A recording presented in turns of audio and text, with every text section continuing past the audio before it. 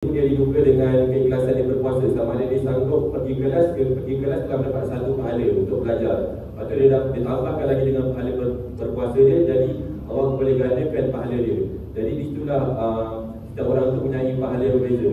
Walaupun dia berpuasa pada di bulan Ramadan, tapi yang berbeza pahala-pahala yang dilakukan, sepertinya contoh bertadarus, berzikir, membantu orang lain, ataupun memberi juadah kepada mereka yang berpuasa.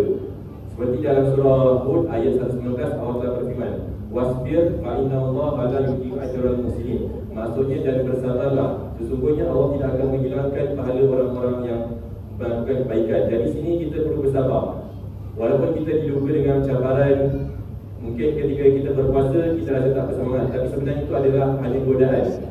Kata-kata bisikan syaitan yang tak mahu kita bercerita, walaupun syaitan tak ada, tapi nafsu kita sendiri dan kita tak tahan untuk berpuasa. Jadi sebenarnya kita harus cekal dan kita bersabar. Sebagai seorang muslim, kita perlu teruskan pahala puasa kita supaya dapat mendapat pahala berterusan sehingga ke akhir hayat, insya-Allah.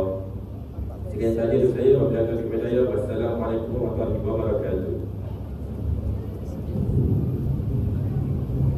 اللهم صل على سيدنا محمد